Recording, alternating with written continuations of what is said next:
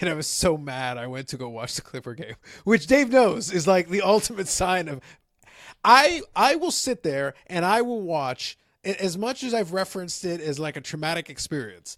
When the Packers lost that NFC Championship game to Seattle, and this is not an exaggeration, I literally banged my head against my coffee table out of frustration and anger with the stupidity that was on display in that game. But I watched that game to the bitter end. I will watch my team get destroyed to the bitter end. I watched them get destroyed by Colin Kaepernick back when he was an NFL quarterback. I watched them lose to that in the playoffs. I watched them get destroyed. I watched them give up 50 points to the Cardinals in overtime in the playoffs. I have watched one horrific Packer defeat after another in the playoffs.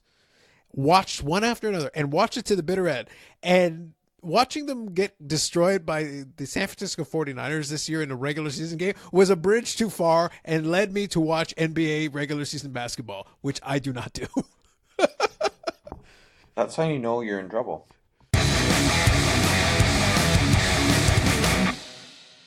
You are listening to episode 35 of the Unnecessary Nonsense Podcast, the podcast of two unqualified idiots rambling on sports topics and other things they likely know nothing about for an indeterminate timeline and hastily thrown together format. Brought to you this week by bad scheduling and randomness, because we're good at scheduling, not, and randomness we are good at. I'm Carlos Alcazar, and with me as always is Dave Turnbull. Randomness is what we do, man. Literally, it is what we do.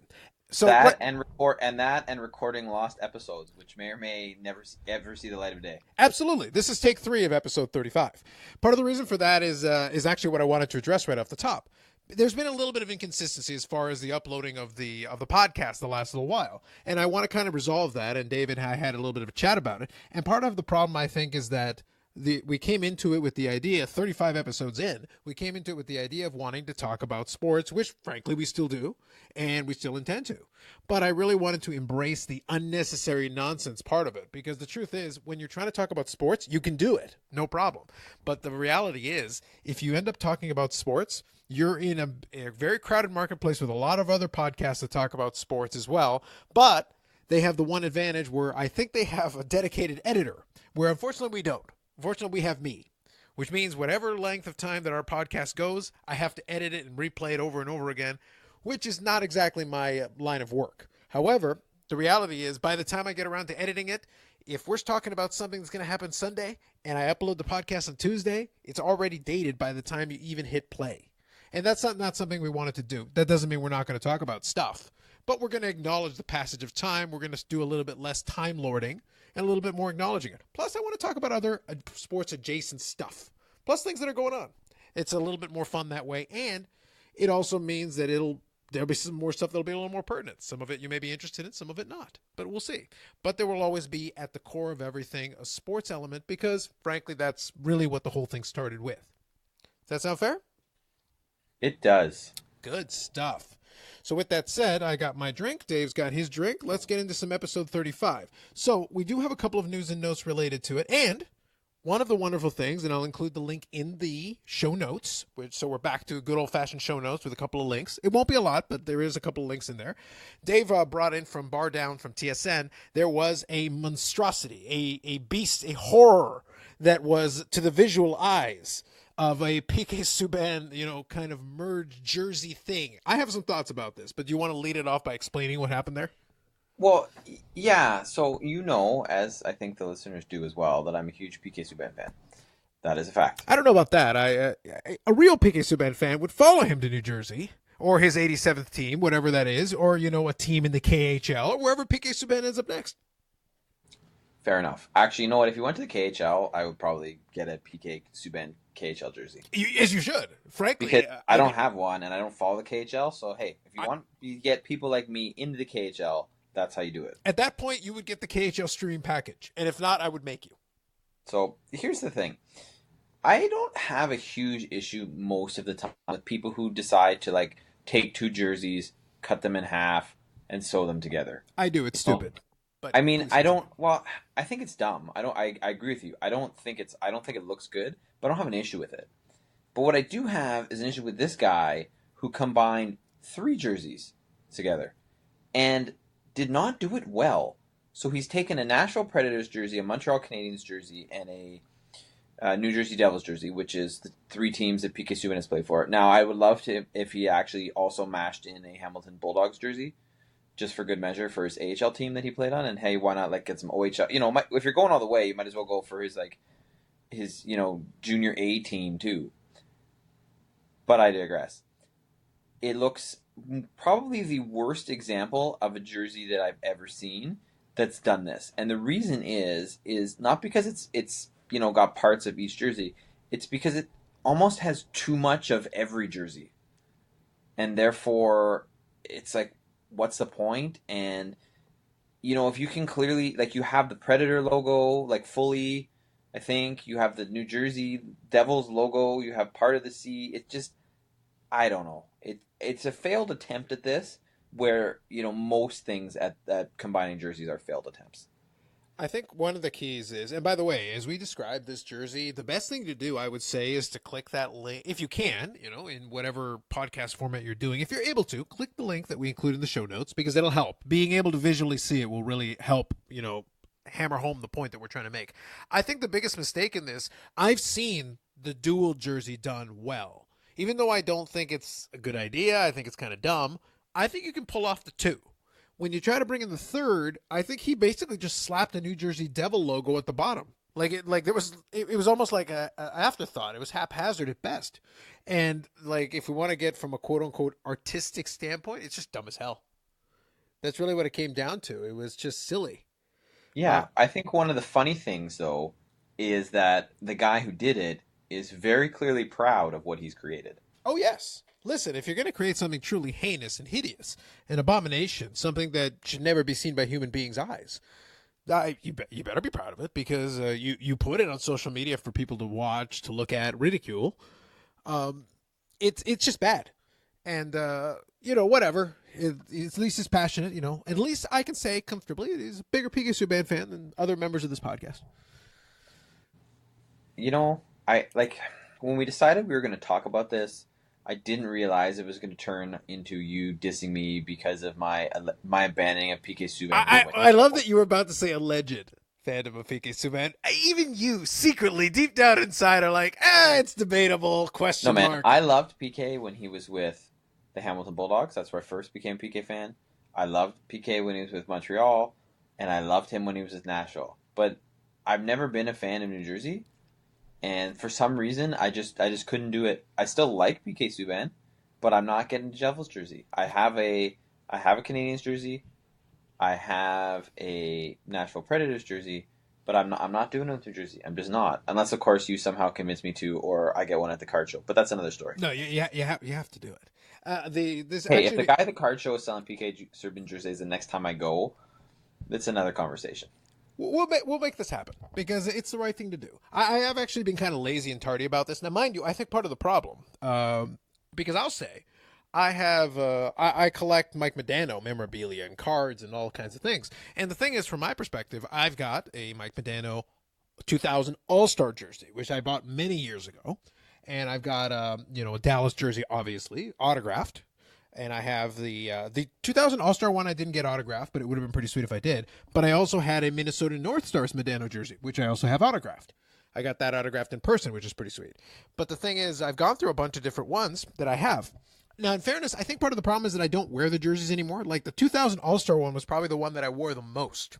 It's to the point that you know how like if you wear a jersey or a shirt that has like a white collar, the problem with hockey jerseys is you don't throw them in the wash. And this is just a separate conversation. It's hard because I don't think you really throw them into the wash the same way you throw other pieces of clothes. So, yeah. True. So like the collar is very clearly, the collar on that jersey shows you that I've worn it in the past. So it's one of those things where I probably wouldn't wear it again, because I don't know if it would fit well anywhere anyway. But if I did anything with it, I'd probably just give it a little bit of a wash, a little bit of a clean. And that would be one that I'd love to get autographed too. I don't have a display for it, but I guarantee you at some point, if I ever make room in this office, I'm going to have a Minnesota North Stars Modano jersey autographed, which I have. I will have that on display. I will have my Dallas Stars Modano jersey autographed on display. And if I can swing it, I'll get that 2000 All-Star Modano jersey autographed on display. And that'll be a hell of a display right there with the 3 jerseys. But with all that said, one of the things that I do have in my office is a 16 by 20 picture of Modano that's in a frame. and it's with the Detroit Red Wings. Because I'll acknowledge that year, even though it was 1 year in the man's career, I'll still acknowledge it because it was part of the whole thing. And it kind of offsets some of the other stuff that I've got because I got plenty of Dallas Star stuff. I got plenty of Minnesota North Star stuff. But it's part of the career, man. If you follow the player, I think you follow the player. You don't have to cheer for the team. I didn't cheer for Detroit, but I still cheered for Modano while he played for Detroit. No, I think that's fair. And, it's quite possible that some autographed PK Subban item from the New Jersey Devils may make its way into my life in the not-too-distant future. Now, on an unrelated note, kind of a question. What's the status of you and Cuban PK Subban? Is the love affair with that guy over with completely now that he's no longer a Dodger? Speaking of Yasso Puig. You know what? I mean, the love affair started to wane while he was still a Dodger. I still follow him on Instagram. In fairness, the problem is he's just not very good. I think that's a thing, right? Like, he's actually not good at baseball. Like, if he had been a better baseball player, played harder, et cetera, not struck out billions of times, not hustled to first base, overran first base too many times, try to steal when he had no business kind of stealing, trying to stretch a double into a triple and get, all these types of things that he does. Maybe, but I felt like he combined the arrogance of an Acuna with the arrogance of like a Manny Ramirez, but with like half the talent of either one of them. Yeah, I think that's kind of fair. Yeah, and the problem is the last part, the half the talent of. Manny Ramirez could afford to be a flake because he hit 40 home runs and get 130 RBIs and hit like 300. The dude could rake. And so the problem that's so frustrating about the whole thing, though, is that, he looked like he was going to have that kind of talent. And I feel he's squandered an opportunity that he had because his head just wasn't in it enough. I think he was just too worried about like everything that related except playing the game of baseball at that high level. And it's not like he had no talent. Like I know it sounds like I'm saying the guy sucked, but he didn't. But the problem is he was like a 25, not quite 30 home run guy. And at that point, like in the modern game, like that's okay. It's there's a place in the game of baseball for guys like absolutely. that. I mean, he's going to have a decent career in the sense that it's in terms of longevity and in terms of money made. But what's been his downfall is that to be able to put up with all the crap that comes with him, he's not good enough to do that. And B, and up to this point, he's been a real bust in the postseason too. Yeah, and it's one of those things where players like that will always struggle because they're going to have to fight their own narrative. And now he's on his third team now? Second team. Yeah. No, sorry, third team. You're right. Because he went from he drafted signed by the Dodgers. Yeah. Out of Cuba, then played with the Dodgers, then went to the Reds, and then got traded from the Reds to Cleveland. Yes, Cleveland. Yeah. Interesting. Yeah, but Cleveland, where careers go to die. See Odell Beckham Jr. That's a discussion. That is a discussion. Yes, correct. We'll see about that one. Okay. Anything else you want to do about this PK Subban fan created? To be honest, I've gotten my shots in already. I feel good. Quite frankly, I think we've given it more time than it actually deserved. But it led to a beautiful discussion on your PK Subban fandom. I have expectations. I expect some Jersey swag somewhere in there. Hey, they don't call it unnecessary nonsense for nothing. Yes. All right. Enough of that. So let's talk about something far infinitely more important than PK Subban. Infinitely more important than Puig. Infinitely. The XFL? Let's talk about the XFL. It's so beautiful. Are we going to talk uniforms, Carlos? Please tell me we're going to talk uniforms. Let's talk some uniforms. But before we do, I want to talk about the football.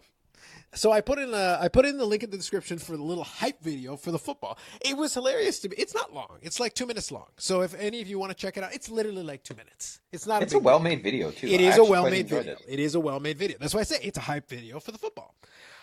I will say that I like the fact that the football is tailored to the individual team. So the home team will have their own version of the XFL football based on a certain standard. That's fine. I have no issue with that. It's not the cool black and red football of the first XFL, which I have one, which frankly are sweet. And I'll probably get one of these because, quite frankly, I love getting swag like that from defunct football leagues. I know the XFL hasn't quite officially started the next version of it, but like I said, I like having swag. Carlos, it hasn't even begun yet, and you're already calling it defunct. So like I said, I like having swag of defunct football leagues. It's kind of fun for me. I kind of enjoy that. Listen, we'll see what happens. But the thing is, it's going to be tough. It's going to be an uphill battle, and I don't think Vince McMahon is not exactly hitting bombs right now. He's struggling with his own product in his lane that he traditionally has been good at. So we'll see if he allowed the football people to have their way. I will say that the hype video in question is encouraging because it feels like they at least put some proper thought process into it. They brought in one of the quarterbacks to throw the football around and give feedback and give a little bit of discussion because it's going to be important. The quarterbacks, you're not getting the best of the best. So at the very least, if they can grip the football and throw the football and maybe the wide receivers can catch the ball properly, anything you can do that doesn't hinder the players, you don't want the equipment to stand in the way. So if the ball itself is fine, but the thing is, there's only so much you can do. The hype video was amusing to me only because it's like, guys, it's a football. Unless the football sucks, we shouldn't be talking about the football. I'm going to get one just because I like the kind of memorabilia, but outside of that, there's already a little bit too much discussion about something that's simple. However, like I said, I like the little design, the little touch of each team having their own. It's kind of cool. I think that's interesting. Yeah, well, but it's just trying to promote the league, right? It's a great branding thing. Like, it's actually a really cool branding thing. And it stands out from a couple of the other leagues because the arena football didn't have like separate balls for each team. The CFL doesn't have that. The NFL doesn't have that. You know, and even the AAF when they had their brief run, I have to see if I can get my hands on an AAF football, assuming any of those exist still. But the thing is that none of them tried that, so that's kind of cool. And that's where I think Vince's mind for marketing does come into play a little bit because it is distinct. It is something different. That's cool. But let's talk about some uniforms though, because now we've gotten into the realm of swag. So now the question is, we had, the team nicknames, the basic logos. So now it becomes, how does that translate into swag? How does that translate into jerseys and helmets and all that? Have you had the chance to see any of that stuff? Yeah. For the most part, I like it. There's a few question marks. I mean, it's nothing spectacular. It's really just colors. I think it was always going to be really simple. I don't think they were going to try to reinvent the wheel. We already know what, because as a previous podcast we talked about when they came out with the logos. So the logos are on the helmets and that's good. I think they're fairly generic. I like the colors. The only thing that really stands out for me, two things I guess I would say. One, I feel like the Seattle green, I just kind of feel fits with Seattle for some reason. Even though right now I'm looking at it, and the more I think about it, now I'm starting to think that it looks like the Oakland A's made football jerseys. I was thinking Oregon Ducks. That too. So I'm actually going to retract my first thought. It looks too much like the Oregon Ducks. The other thing is, and this is the thing that gets me most in this, is the Dallas jersey. For whatever reason, to me, it kind of looks like a Carolina Panthers jersey, but also when you see like the full person standing with the helmet and everything, it feels more Houston. Like it reminds me more of like the Houston Oilers than anything from Dallas. And I would think that would be an issue given the Dallas-Houston rivalry in terms of the city rivalry. I was gonna say, doesn't it feel like almost like a variation? Wouldn't this be like a color rush jersey for the Tennessee Titans? I could see that. Yeah, because it's got like the blue, very similar to Tennessee. If it didn't have the black, like if you know what I mean, if it was almost like the blue and the black were reversed. So that's why I'm saying color rush. So I'm thinking. Well, technically, I mean, you know what? I would say about half these jerseys, maybe 6 out of 8, that you could say that if you told me this is so and so's color rush, like that one. What the heck is it? I can't. So what I'm looking at, sorry here, because that image is not the best for me. Where are we? But I would think I'm using the shop site from the XFL because they've got an image of the players with all the jerseys. It's actually really helpful. All right, I had a logo, but anyway, my point is if you said, hey, that's a 49ers color rush, okay, The Roughnecks Yeah, looks the like it could defenders. be. You're thinking the defenders? Yeah, the defend or it could be an Arizona Cardinals color rush, just like the Roughnecks could also be a color rush for any NFL team that is predominantly red. Be honest with you though, one thing I will mention, and like I said, we're not going to harp on this too long, but it is interesting since right now, the XFL hasn't really gotten going yet. We got to wait for basically the Super Bowl to end, and then the XFL kind of kicking underway. And obviously they've got a lot of network coverage, so I'm going to check it out. There's no question we're going to talk about it more as we go along. I will say though, one more thing about these uniforms, these jerseys. Even though I will randomly back the Dallas team, given the choices at hand. Playing off. It's the right thing to do. Yeah, playing off my Dallas Star fandom. I will say though, as a jersey, I would probably buy the LA Wildcats. But here's a question: can you guess why? Looking at the LA Wildcats. Why you would go LA as opposed to something else? Specifically the LA Wildcats. I need you to look at that jersey and give it a thought for a second, and you tell me why you think I would look at that jersey. Because it looks like a color rush for the ASU?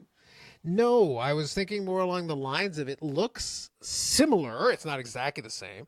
It's very Guelphish. Yeah, those are Guelph Griffin colors. I could see that. Yeah, between the color, if you look at the numbers, even the pants and the whole thing, if you slapped Griffins on there instead of Wildcats, I wouldn't have blinked an eye. Yeah. So that's actually kind of sweet. I like that.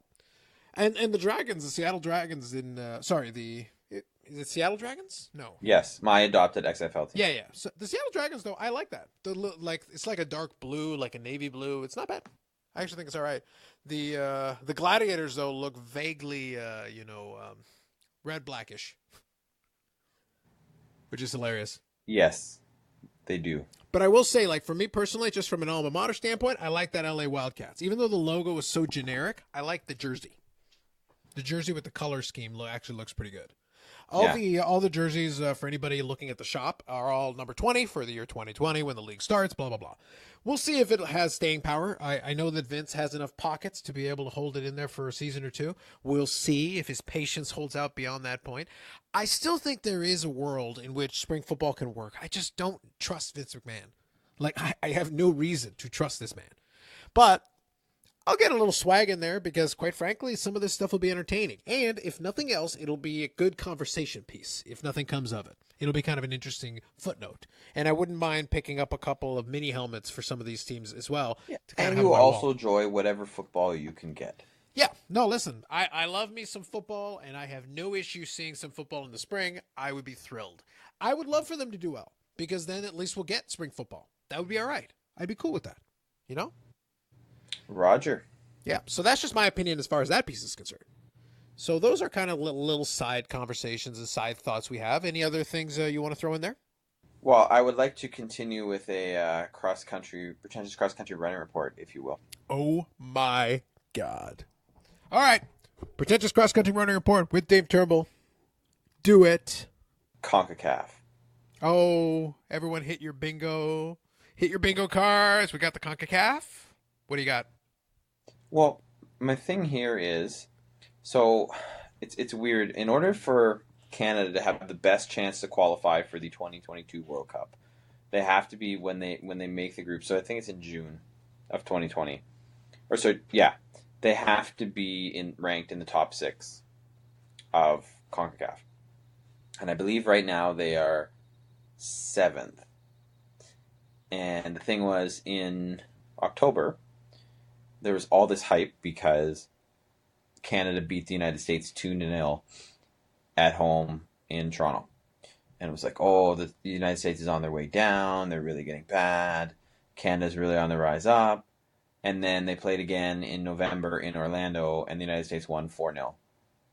Or 4-1. I think it was 4-1. And now Canada's ranked outside the top 6 again. And it's like, just when you think there's hope, there isn't. Welcome to being a fan of Canadian soccer. I am moved by your words. As a not fan of Canadian soccer, I am not moved by your words. Hey, there's always room on the bandwagon, Carlos. if there's one thing I care less about than soccer, it's international soccer. It's, countries playing soccer. It's one of those things where like I get it, but I think jokes aside, I've enjoyed making fun of pretentious cross country running to no end. The fact that it is coined pretentious cross country running, which was mine, trademark, patent pending. The reality is though that to me there's almost too much. This actually plays off though. I'm not doing a tangent. I'm actually being serious. This does play off a little bit into that whole proposal that I think we talked about in one of the forgotten episodes that will never see the light of day. The concept about the NBA trying to look at those midseason tournaments and all that, and borrowing aspects and elements of soccer and international soccer. But it's one of those things where like it almost feels I think soccer almost has too many leagues and too many different things. At a certain point, it's like, look, I don't care how much of a fan you are. How many things can you follow? How many leagues? How many things simultaneously are going on at the same time? Because if you're real hardcore, if you're serious, we'll use hockey as an analogy because we're in Canada, but you can follow the Canadian Hockey League. You can follow the American Hockey League. You can follow the NHL. You can follow the KHL. You can follow the Swedish Elite League. You can follow I'm sure there's the KHL is the Russian league, I was going to say. There is a Finnish league, I know. There's a bunch. And they're professional hockey. It's not a dissimilar concept. But at a certain point, it's like, oh my God, there's not enough hours in the day to follow those many leagues and those many players and that much stuff. I think almost at a certain point, it's like, look, I only have a certain amount of bandwidth as a fan to be able to follow and give a crap. And soccer has far, far, far surpassed, even if I did care about the sport, has far surpassed my capability to give a crap. There's too many leagues. Picks. Yeah, no. At a certain point. I mean, I hear what you're saying, but I think maybe you'd feel different if it was football, although I don't hear you talking about the Mexican Football League very much. And that is a disappointment, Carlos. I feel you need to get into Mexican football. Not football as in, the NFL, CFL, XFL, much more. Listen, if I was going to give proper coverage before I get to the Mexican Football League, I would have given much more coverage to the Arena Football League in its many iterations, or the Indoor Football League, which was previously the Arena Football League, sort of, maybe one version, because then they closed and then they opened another one, and then I think the current one is now dead again because it's the Indoor Football League. Are you with me? No, you lost me. I lost myself, even though I said it. That's how confusing it is what I'm trying to say. No, I think fair enough. But with all I that think said, people, bring back the Toronto fans. Choose what teams you're going to follow or what leagues you're going to follow, and you just go from there. I'll be honest and be one of the first people to say that, like, I'm a fan of TFC. I follow TFC, but I don't follow much MLS outside of TFC. I follow a bit here and there, but it's rare that I would ever watch an MLS game that TFC wasn't playing in, or at the very least didn't have implications for TFC's season. This is maybe not a question for today, although it could be. It could be kind of a side conversation. Is there a certain point, because this is a real concept, it's something that we haven't discussed before, but it's a real thing.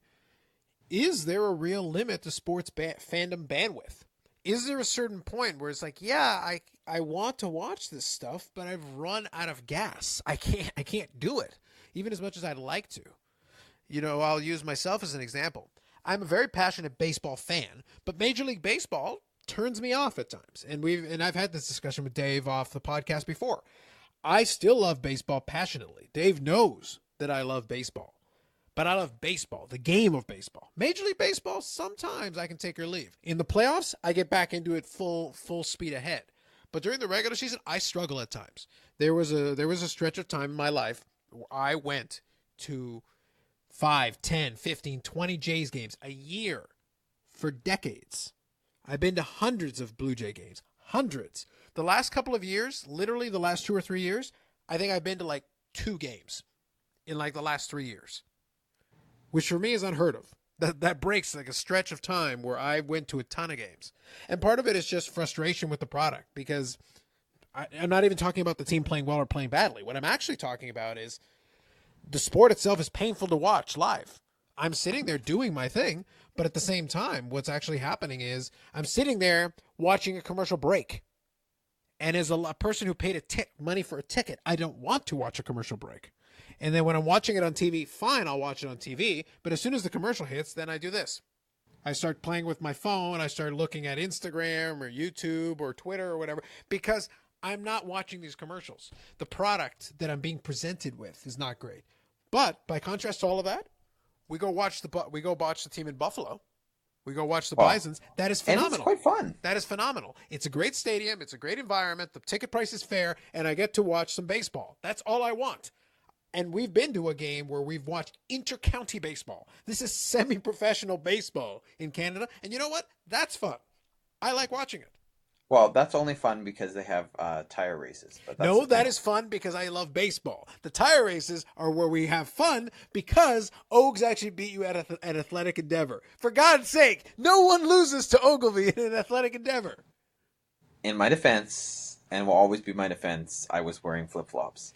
Your defense could be I had malaria and I just came off of, a chronic, nerve condition. And I was previously in a hospital in a coma for 6 months. And I still think you probably should have been closer. Hey, man, the people out there know. The people out there know. Do we have to go back to the footage? Hey, maybe you should post it on the YouTube channel. Oh, the YouTube. That video is on YouTube. I assure you. It's I know it is, but I'm saying it's not on the Unnecessary Nonsense YouTube channel, and it could be. You're asking for a thing. We can make this happen for you. We can reinvent the tire race because I think if we go to Oaks' Twitter, I think he is still the winner of the tire race on Twitter. That is, I believe, in his bio. As he should be. I think it's a fair thing.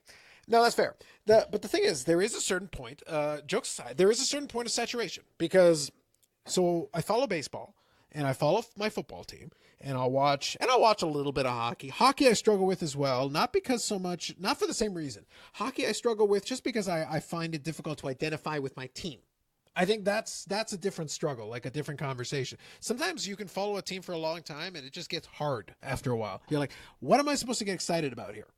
I'm watching this team, and I'm watching, my franchise player, and he's not playing as well as he used to be able to. And there's talent, but there's not a lot of optimism, and that slowly drains on you. And that's like a lengthier conversation. But the thing is, these little things happen.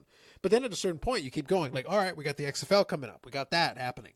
And it's like, my God, there's so much stuff. We almost have so many options that it's like, you can follow a lot of things, but it's hard to passionately follow a lot of things. And there's almost something lost in that because there was a point where I was very much baseball, baseball, baseball. And when that was the case, it was so much easier to get into the game. That means I knew who everybody was. It means I could follow in depth. I knew who the backup catcher on like some random team in the American League was. That's the kind of depth that I no longer have. I simply don't have it. I can't follow it and then have enough bandwidth to follow these other things. Yeah. And something's almost lost with that. It's kind of a shame because I did enjoy the time where I felt like I really understood it better. And I just don't have that. Even as much as I listen to, even as much as I read, even as much as I try to follow, there's just not enough hours in the day. And that's kind of a shame. Yeah, I think it just depends on, one, where you are in life, but two, how many sports you want to follow. I think there is a saturation point because I'll tell you this, I would at least usually pay cursory attention to the NHL. I'm not a hockey fan, but I usually kind of know where people are in the standings and I follow all the Canadians or... if not the Canadians, whatever team PK Subban's playing for. But, since the Raptors won the championship, as we had talked about on a previous podcast, reawakening my love of basketball, I've been watching a lot more NBA this year and following the NBA a lot more closely. And you know what? I couldn't tell you hardly anything about the NHL. I know the Canadians have been on a losing streak. I know PK Subban's playing in New Jersey. And I know the Leafs fired the coach. And that's about all I can give you. I think what's great about that, though, in kind of a funny way, is so would you say, though, outside of the Raptors, are you watching a bunch of like the other basketball games? Because there is if it's on, yes. There is actually a lot. I would say there's a lot available because I find for us on TSN. Now it was funny. I don't remember what game was it that I was so frustrated with. I actually switched to the Clippers game. Do you remember which one it was? It was the Green Bay. It was It was Packer Night Football on a Sunday night. Yeah, was it when they were playing San Francisco? Yes, it was. It was when the Packers were playing San Francisco and they were getting demolished, and I was so mad. I went to go watch the Clipper game, which Dave knows is like the ultimate sign of.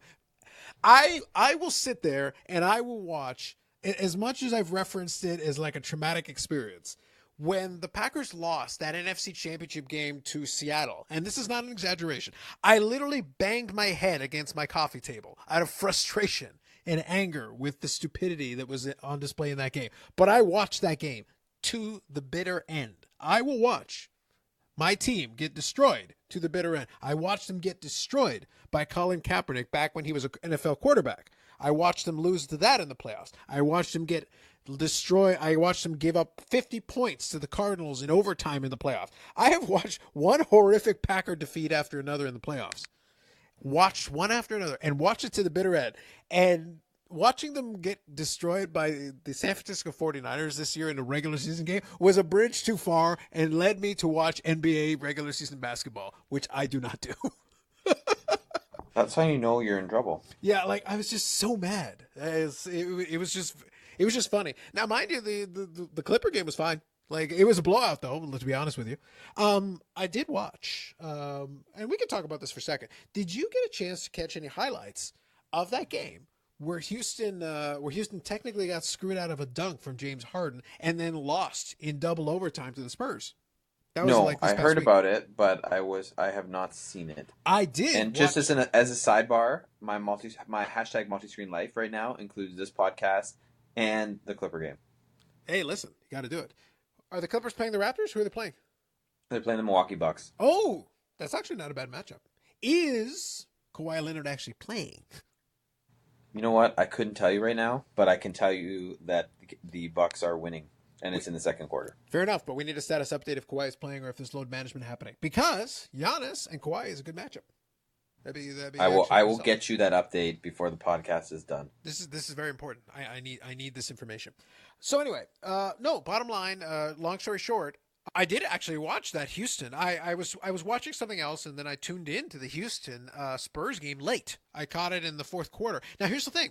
I actually caught it, and my timing was beautiful. I was actually shocked at how well this worked out.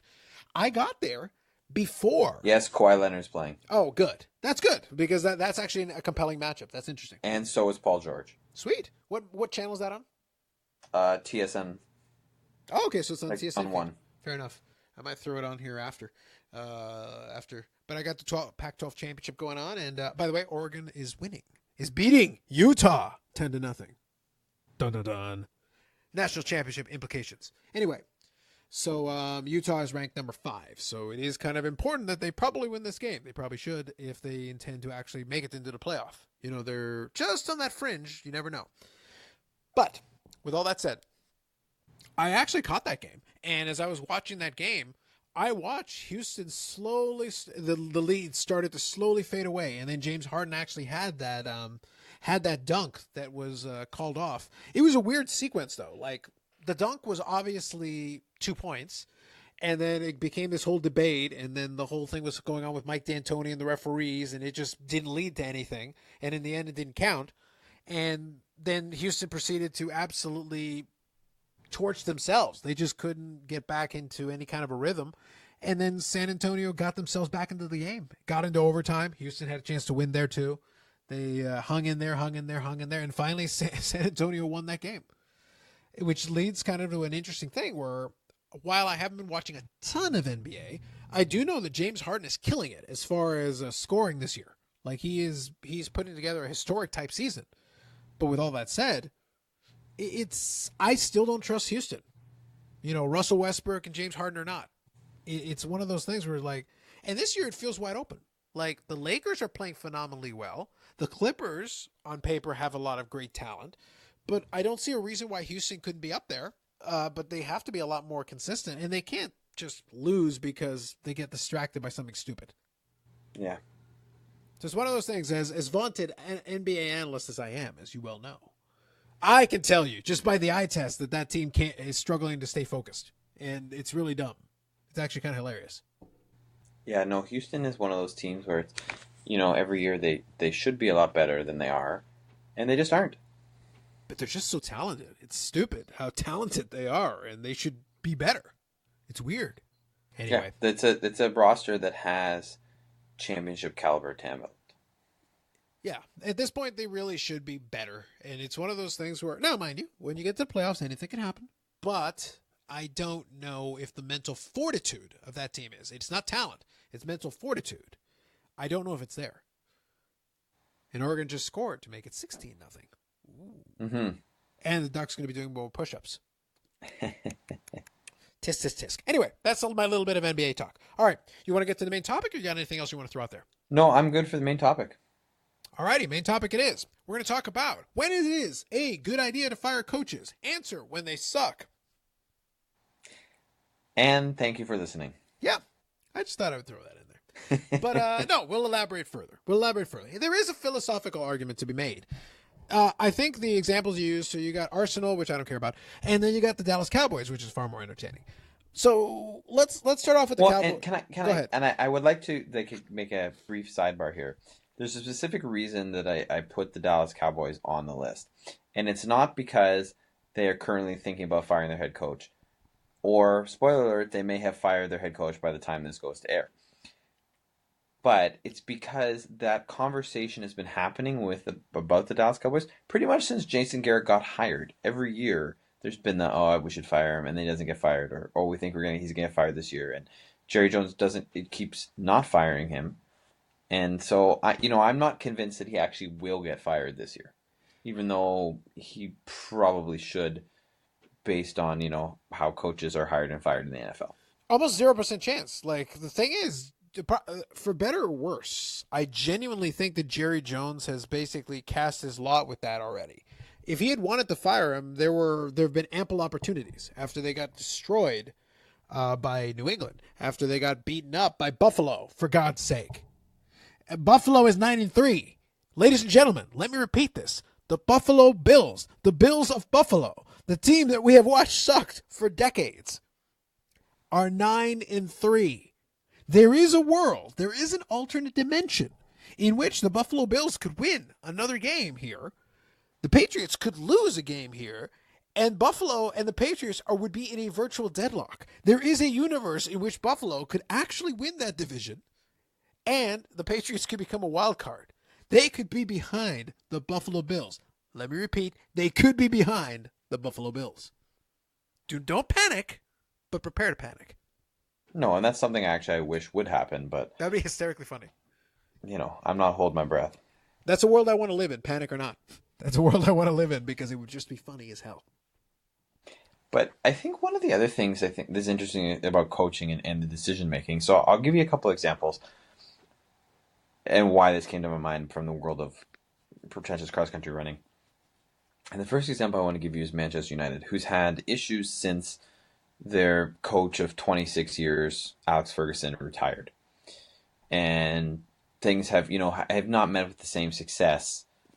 And that's for a variety of reasons, not all of which have to do with coaching.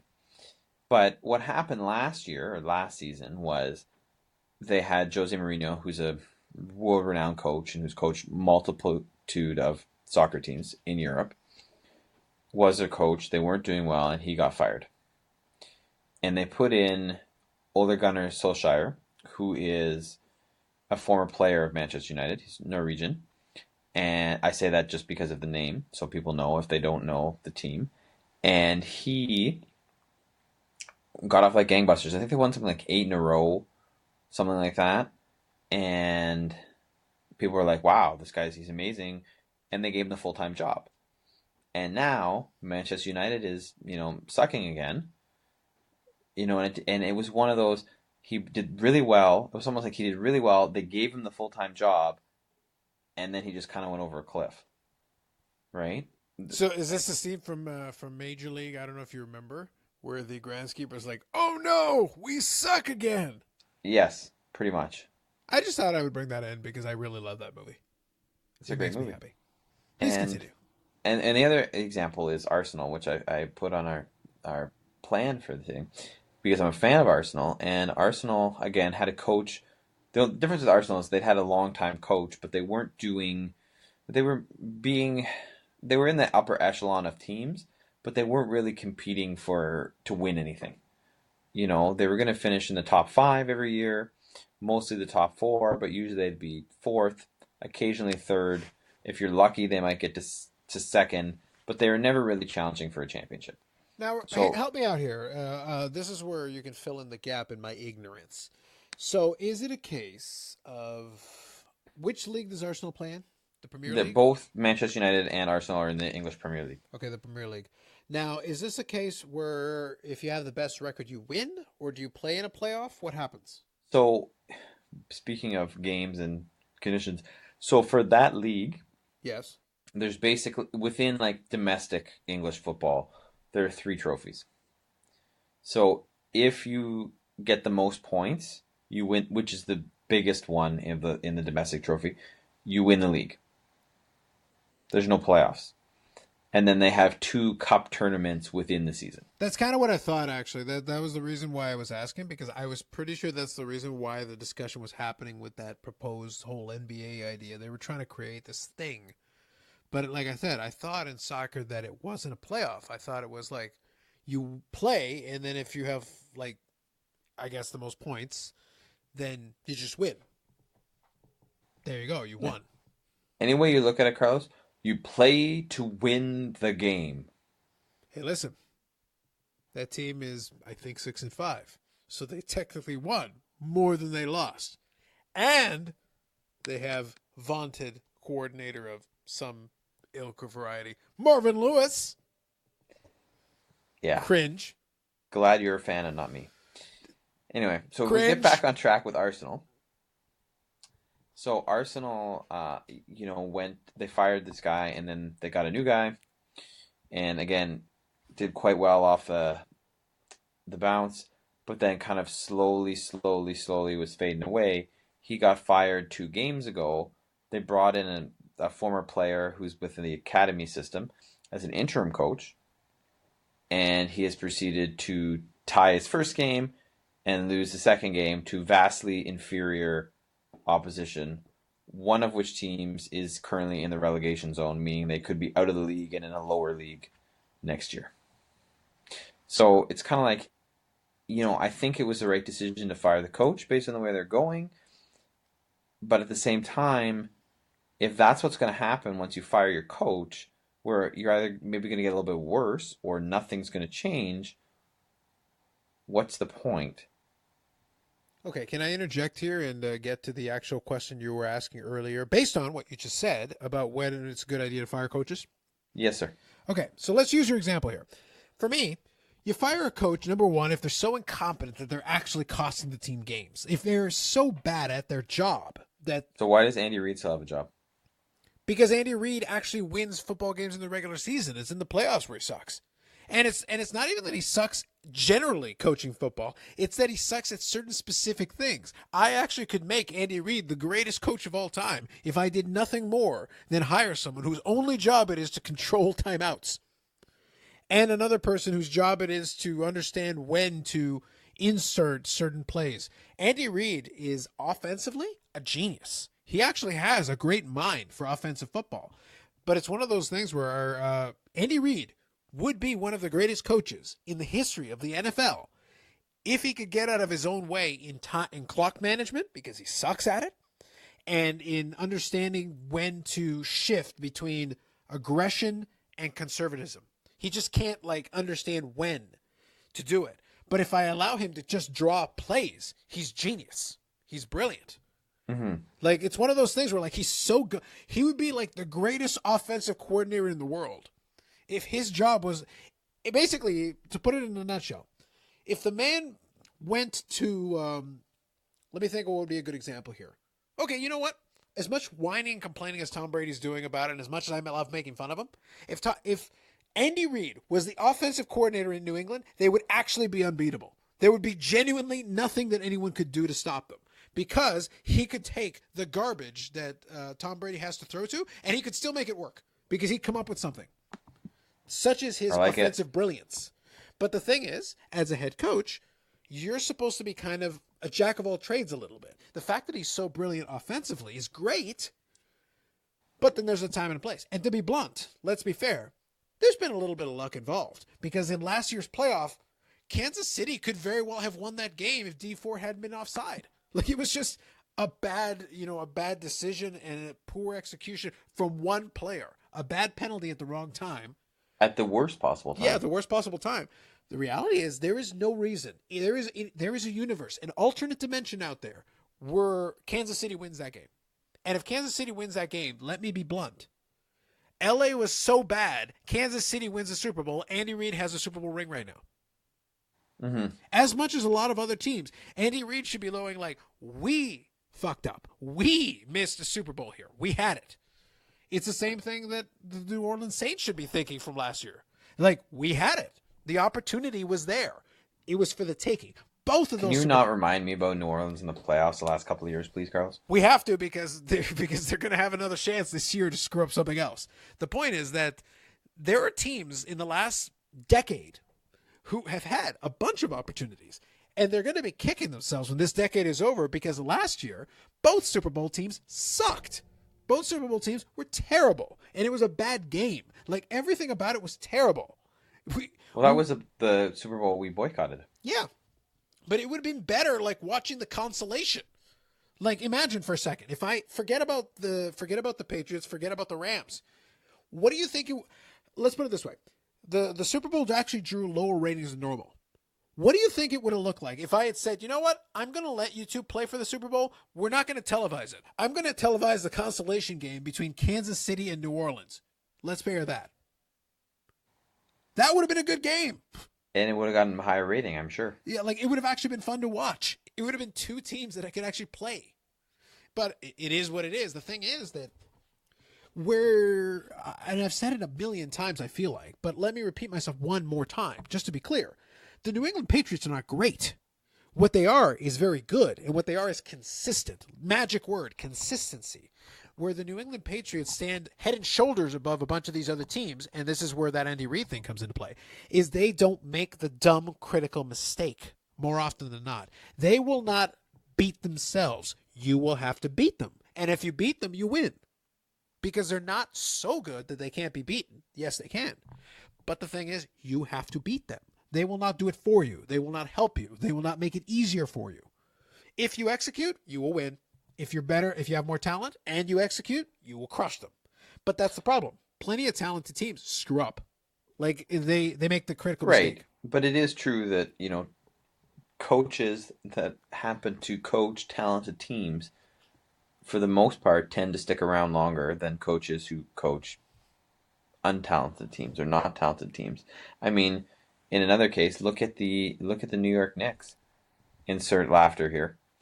They just fired their coach, and they were 4-13 or something like that, maybe worse. I mean, it's 4 wins. I don't know how many losses, but it's double digits, somewhere between 10 and 20.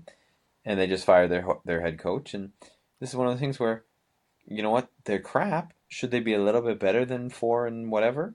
Probably. No, but, no, they should not be. But they're not going to be a playoff team. They're never going to be a playoff team this year, and that's not the coach's fault. It's the way the roster's been put together by the GM and the idiot owner. That right there is so real quick. So let's contrast this with the Cowboys situation. Let's contrast this example with the Cowboys situation because that's one of the other examples that brought about this whole conversation. Let's just break it down. The reality is the New York Knicks are a disaster in terms of their composition. It's a bad design. It's no one can win with that team as currently situated and composed. They're just not good. And then they sold themselves on this idea that they were. So expectations were out of whack with reality. So I think it's Fizdale who was the coach who was fired from the Knicks, right? So the thing is, Fizdale's dead man walking, and he knows it, and there's nothing he can do because there's nothing you can do to make that team vaguely competent because it's terrible and it's poorly composed. So as the coach, that has to be the most frustrating feeling in the entire world to know that there is nothing I can do to fix this. It's not like I'm not trying. But at the same time, and it's not like the players aren't trying. It's just it isn't a good team. There's nothing you can do. The Cowboys situation is funny because on paper, the Cowboys are extremely talented. I laugh hysterically. I laugh maniacally as a fan of an NFC team. The Packers are so under-talented. Like, Aaron Rodgers has fallen off compared to what he was. They're putting these games together with duct tape and chewed bubblegum. The defense is overrated. It's opportunistic. It's athletic, but it's not good. The offense is actually junk. The running game is the only thing they sort of have going, but it comes and goes. The Valdez-Scantling can't catch a goddamn ball or get open. It's basically Devontae Adams and Aaron Rodgers when they can connect, a couple of the tight ends, and then cross your fingers and hope for the best. That is the team. And it's gotten you to 9-3 so far. It's gotten to 9-3. But that's a testament to, yeah, they don't have quite the talent that you'd love to see. Now, contrast that to the Cowboys, okay? Let's contrast that to the Cowboys for a second. I don't like Dak Prescott. I don't think much of him. But he's competent. He's a good quarterback in stretches. He's got certain things, but he needs certain things to be effective. And he needs play call to be set up to work with what he can do. With all that said, he's got Ezekiel Elliott, who is underperforming. But let's be blunt, he's still a top 5 running back in terms of overall production. Well, for a lot of the stretch in the Packers, like the running game was sucked. Well, Ezekiel Elliott won 2 rushing titles in the last couple of years. Like, I would love to have had a running back of that caliber. I would love to have Amon Green back. Can I have back Amon Green? Because I would love to have a running back of that caliber. Now, mind you, the running game is okay now. But the problem with the Packers for many years was that the defense was junk. The offense was good, but the defense was terrible. Or the offensive line couldn't keep Aaron Rodgers healthy. Like, there was always something wrong. The Cowboys on paper should have all the components required to be competent. And yet they're 6-7. And yet that division is so bad that they're still in it. The Eagles are still in it. The Washington Redskins are theoretically still in it. And I'm hoping the Packers put them out of their misery in coming up in this week, but I can't promise that. I don't know. I could see a world where the Washington Redskins randomly decide to beat the Packers and the Packers go to 9-4, but the Redskins go to like 4-7 and they could technically win out and win the division in a world where both the Eagles and the Cowboys lose out, which they could do because they suck. Which would be insane. But the point is, like, God, that division's terrible. that division's heinously bad. It's ridiculous. Welcome to the NFL, where we know nothing. And if the Washington does win that division, that would be glorious. They should just blow up the NFC East. That would be glorious. They should relegate the entire division. They should. It's just so bad. They can go play in Mexico. bring on the Mexican teams. I would love that to be a division. Just the Mexican. Just bring in like 4 or 5 teams from Mexico. Done. Or your new NFC East Division Championship, the Hamilton Tiger Cats. I actually didn't know there was a Mexican football league. Is that a real thing? Oh yeah, man. Should we like randomly pick teams? Are any of them named the Aztecs? Some kind of partnership with the CFL. Are any of them named the Aztecs? I feel like that's the thing that should happen. Are any of them what? Sorry. Are any of them named the Aztecs? Probably. Like, I mean, let's be real. Like, I would be offended if one of them was not randomly named that. Okay, so this is Liga MX? Is that what it's called? No. No? Liga MX is the soccer. Oh, okay. Mexican Football League system. Okay, so I guess American Football League? I'm just doing the old Google machine here, firing it up. Liga de Fútbol Americano Profesional? That LFA? Would probably be it, yeah. LFA? Yep. Oh, man. There's a page for it on Sportsnet. Yes. I love it. So good. Amazing. They have 9 teams. Yeah, I got that. They have the Mayas. Is that good enough? They do not have an Aztecs team, but they do have a Mayas team. How do you not have an Aztecs team? That's like the minimum requirement. What the heck? You have Dinos. What? Or Dinos. I'm pretty sure it's Dinos. You should root for the Raptors. Fundidores. Raptors.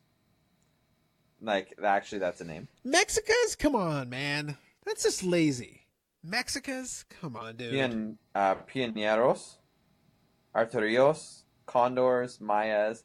Mexicas. That's actually the name of the team. I know. You're reading the same Wikipedia page I am. I can see it. Dude. But seriously, man. Anyway, I'm just saying, for another day, another time, you need to get into that league. No, I don't. Like, if you don't even have the Aztecs, I'm like offended. I'm like personally offended. But you speak Spanish, so you could watch the games and understand them. I can, but like, like maybe we'll look into it at 2020 because the Pioneers are going to start in 2020. So we got that going for us. Man, this team. Good Lord. I would still take a couple of these teams over the friggin' NFC East. I would still do it. Well, yeah. And I mean, that's a place where you could say, you know what? I think you could get away with firing every coach in the NFC East. And just randomly hiring teams from Mexico? Yes. Why not? Yes. Anyway, so the Cowboy thing is that the Cowboys thing is weird because everybody knows that Jason Garrett is a lame duck coach. Like, he's dead in the water. We know this. But I don't know if he is, though. I'm not convinced he is dead in the water. No, he's dead in the water after the season. This season, nothing's happened. No, I'm still not convinced he's dead in the water. You're not convinced he's not going to get fired at the end of this season? Correct. I think there is a outside chance that he is the head coach of the Dallas Cowboys in the 2020-2021 season. So, Dave, I think now is a good time to have a little history lesson. And you know this history, but I'm going to repeat it anyway. You know that Dallas is where they assassinated Kennedy, right? Correct. So they're not like opposed to like assassinating a public figure or a high-ranking person. Look, I'm just saying. The issue is not Jason Garrett. The issue is Jerry Jones. I wasn't talking about Jason Garrett. My point is that they're not opposed to that. It's not like it's never happened before in Dallas, is what I'm trying to say. The man will get fired because if Jerry Jones knows what's good for him, the man will get fired. You can give him a cake on the way out, but the man has had basically a decade to produce something. And for God's sake, that team, let's put it this way. Outside of Dak Prescott, who I don't need, I would happily swap my entire franchise minus the quarterback for what Dallas has available. And then I'd take my chances with it because talent-wise, there's enough there. Oh, totally. Like, there's enough there. On both sides of the ball. Like, I would be like, yes, I would like Aaron Rodgers to throw to Ezekiel Elliott. Jason Witten's corpse. Yes, I will take that. You know why? Because Amari Cooper, man. He can at least catch the goddamn football. And while I hate to lose Devontae Adams, yes, Amari Cooper can also catch the goddamn football. So if Aaron Rodgers can put the ball there, we're good to go. So I would happily take that. And, no, it's one of those things. Like, there's no excuse for being as bad as they are. And like I said, I'm frightened of a world where we could be staring at the Bills being a 10-win team shortly. Like, it's crazy. This year has been madness. The only thing that kind of sort of makes sense is Baltimore. That's really the only thing that has made any sense this year. Yeah.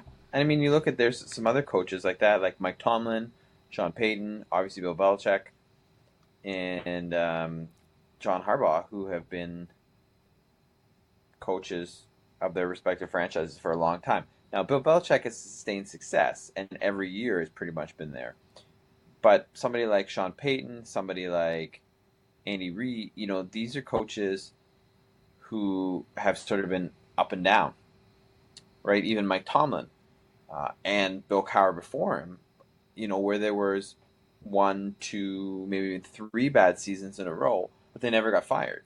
They kept going and had returned to, see better days. But the thing is, a bad season in Pittsburgh for most of that stretch was still a winning season. Like, by most franchises' standards, like, they never really went in the tank. Like, legitimately went in the tank. They didn't.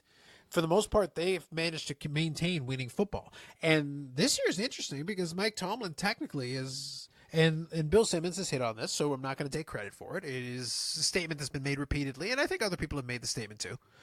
I feel like this is almost Mike Tomlin's best coaching job because for sure. No Roethlisberger and Mason Rudolph sucks, and they were with the Duck guy. Like, I don't remember his last name now, but he goes by the nickname Duck. Because he's a duck hunter in his spare time. Like, for God's sake, you basically have a guy that you pulled off the street, is what I'm trying to get at. Like, you just have another dude randomly. And you know what? Good enough. We can win games that way. Why not? No, but I think you can, I think Sean Payton got away with a lot for a few years because Drew Brees was the quarterback. Yes. So there was always hope that, and he had such a good relationship with Drew Brees and still does. Right? But you look at somebody like that, and this year where Drew Brees was gone for 5 games and they went 5-0 with Teddy Bridgewater, I think that's where you can see that, maybe this guy, if you didn't think so before, can actually coach. No, it's right? One of those things. And it takes moments like that for able to see it. Whereas if you have the talent that a Dallas has on paper, and you can't put it together, then you're going to have people calling for your head because the talent is better. I would imagine the same thing is the same way to a degree in Cleveland, where the expectation coming into the season was sky high. Now, I think it was always too high from sort of where it was, but when you have, a significant amount of playmakers on both sides of the ball, you should be doing better. However, as they always say, NFL is a quarterback-driven league, and Baker Mayfield is probably not the answer in Cleveland, although the jury is still out, but it's closer to making its final deliberation. Yeah, well, the thing is, so talking about the Cleveland thing for a second, we'll get into it, and we've ended up in the realm of NFL talk. So why not? Let's go with it. The thing is, the Baker Mayfield thing is interesting because the Freddie Kitchens deal, he had almost no experience. He got to be an offensive coordinator. Baker Mayfield liked him, great, but you don't make the guy the head coach based on the strength of that. It's one of those deals where, like, why don't you let him have a second year as an offensive coordinator? Let him focus on that side of the football. Let the man have an opportunity to actually do the thing he's doing. It's kind of like the Andy Reid thing that I was just talking about earlier. I feel like Andy Reid would be the greatest offensive coordinator in the entire world for a multi-time Super Bowl winner by now if he had focused in on that area.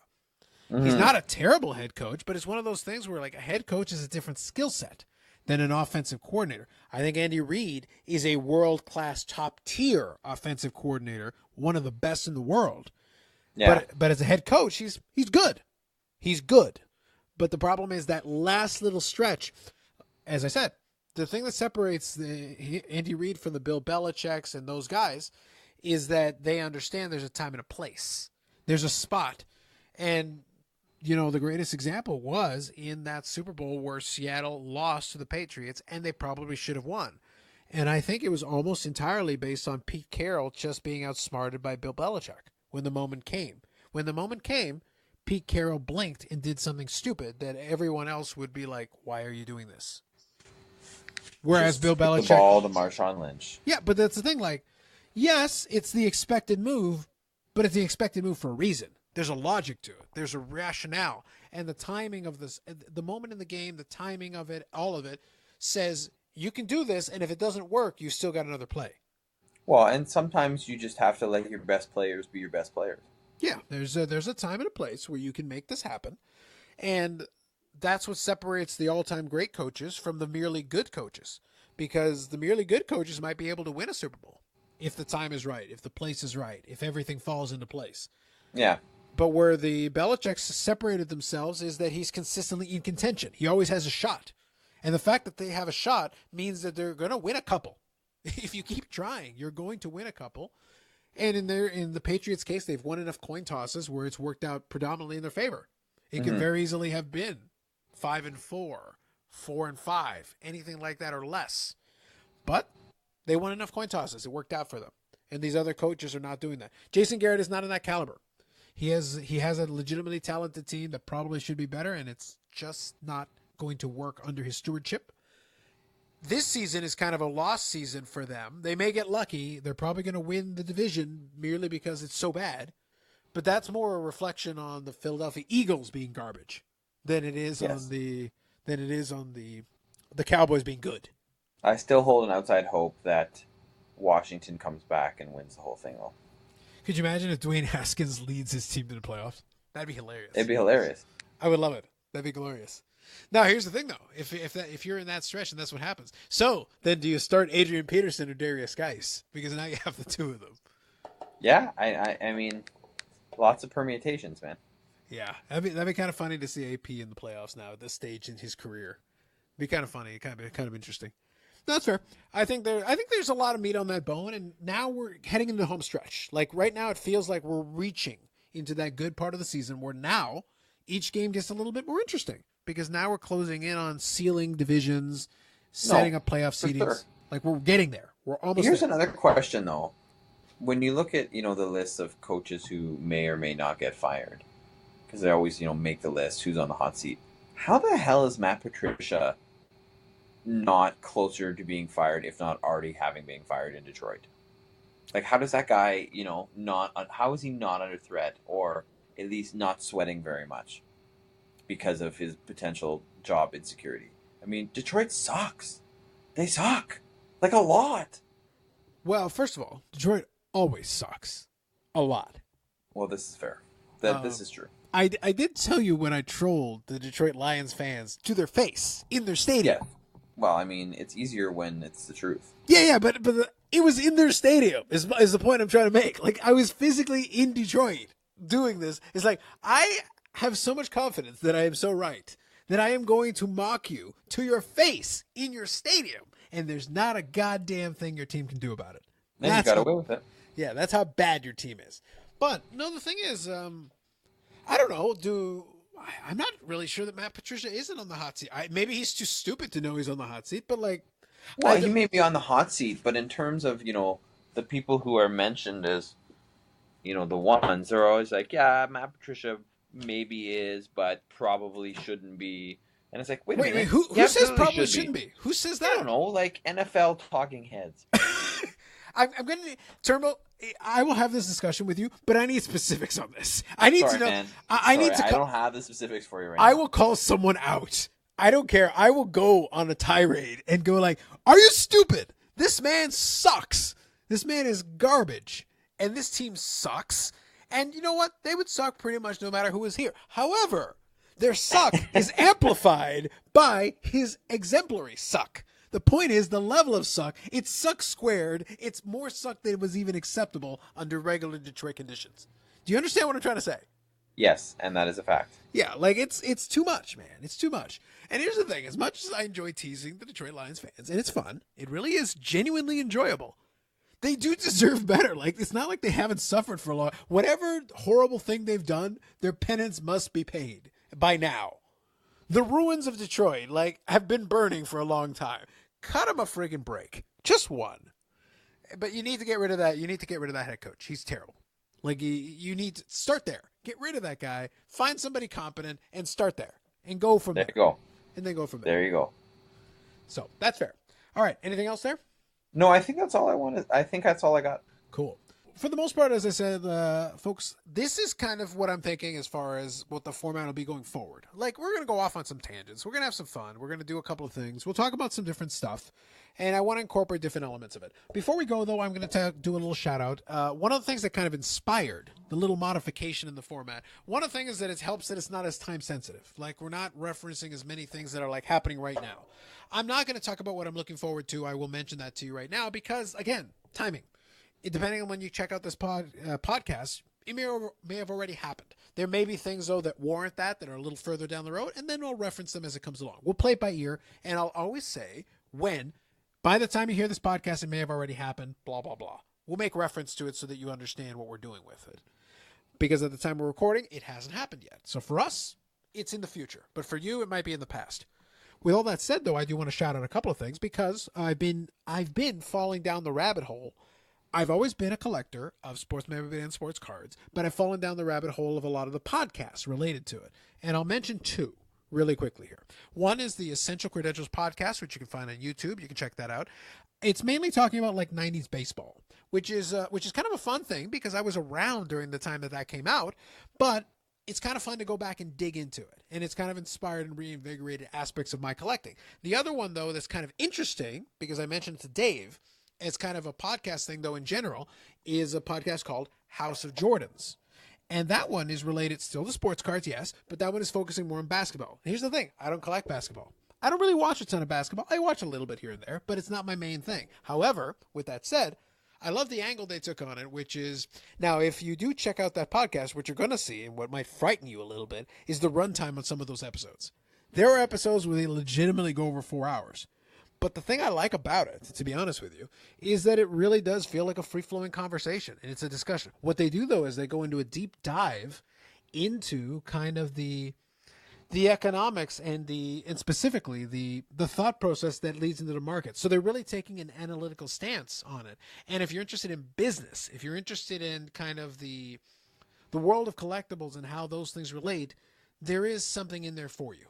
And if it's something that if you have a background where you like basketball anyway, well, there you go. That's kind of a cool podcast. It's interesting. It's very different, but I don't think it's for a person sitting in one sitting.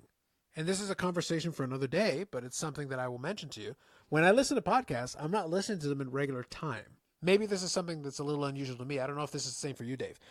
I listen to podcasts at 1.5 times speed, 1.75 times speed, maybe even 2 times speed, because I can understand every damn word. But that really speeds up, to be honest, a lot of the listening time, because I almost feel like if I listen to it in real time, it's almost happening in slow motion to me when I'm listening to a podcast. Do you ever play around with the speed? I do occasionally. I will do that. Depends on the podcast too, and obviously who's talking. But for something like a 4-hour podcast, you're damn right I'm not going to spend 4 hours of my life listen to that. You got nothing better to do. But I will potentially spend 2. Yeah. No, it's one of those things, though. But the thing is, let's be clear. The podcast format lends itself to, you don't have to do it in one sitting. I work in an office. I sit down at my desk and I have to do work that's kind of tedious and repetitive. And when I have to do that, sitting there listening to a podcast is perfectly fine and perfectly acceptable. But I'm not going to turn it on at regular speed at 4 hours because, like I said, it does feel like slow motion to me, and that will torture me. And that goes for any podcast. I don't care if it's an hour. I don't care if it's 4 hours. I don't care if it's 35 minutes. If the flow of the conversation is happening too slowly, I'm going to crank up the speed on that thing. That's just me. And I do the same thing with YouTube, and I do the same thing with a lot of other things where I consume content. It almost feels painful to watch something regular speed. But that's just me. That's kind of the way that I approach it. To each their own. With that said, do you have any shout-outs or anything you want to throw in there? No, I'm good, man. All right. I'm good. Although I will say, actually, I will. Go. Let me rephrase that. I will say one of the things, I don't know if we talked about it on this podcast before, but I know we have talked about this part, that I listened to the ESPN 30 for 30 podcast. And first of all, there's one they made on the Superdome, the most recent episode. I can't remember what the title of it is. It's like Blessed and Cursed, or Cursed and Blessed, or something like that is the title of the episode. Check that out. Very interesting, especially if you're a fan of New Orleans, but also if you're a fan of just NFL and stadiums. And the other thing is, they made a 5-part series a while ago about Bikram Yoga and the founder of Bikram Yoga, Bikram Choudhury. There's a Netflix documentary that tells the same story, but a little bit differently. I believe it's just called Bikram. That's also worth checking out. If you listen to that podcast, then the documentary on Netflix is definitely worth checking out as well. We definitely showed some range there on those shout-outs. Bikram Yoga, basketball cards, and New Orleans, and the background in New Orleans. That's a fair. Now just remember, it's not an endorsement of Bikram Yoga because, he's an alleged sexual predator, but it is an endorsement of that podcast and of the documentary. Wow, that qualifier really helped. That was key, Dave. I really just want to make sure. I'm glad you made special mention of that. That's really important, and I for one am moved and helped by your additional statements. I do what I can, Carlos. I do what I can. Oh, and you do. All right. With that said, that's it for us. We've talked enough. As always, we do accept any feedback or comments. By all means, please hit us up with that. As I said, I'm going to try to do a little better job updating a lot of the different social media outlets. Keep in mind, this is kind of a side thing we do, so we'll do our best. We'll try to include that in there. But if you do want to check it out, you can check out this podcast on all formats where podcasts are seen. iTunes. Well, mind you, it's not iTunes anymore. I think it's just Apple Podcasts now. I think they've changed it. So Apple Podcasts or iTunes, whatever it's called now, Spotify, Google Play, whatever other formats you've got in there, we're on a bunch of them. We've also on Instagram at Unnecessary Podcasts. We're going to try to get a little bit better about including information there. Twitter at unnecessary_pod, and our site is unnecessarypod.podbean.com. Specifically on the last one, you can actually go to the site and download our latest episode if you don't want to do it in one of those other formats. So you can download it as an MP3 and take it with you and listen to it whenever it works for you. Play it at 4 times speed. See how fast we sound. It'll be great. With all that said, though, that's it for myself and Dave. As always, thank you for listening, and we'll catch you on the next episode of the Unnecessary Nonsense Podcast.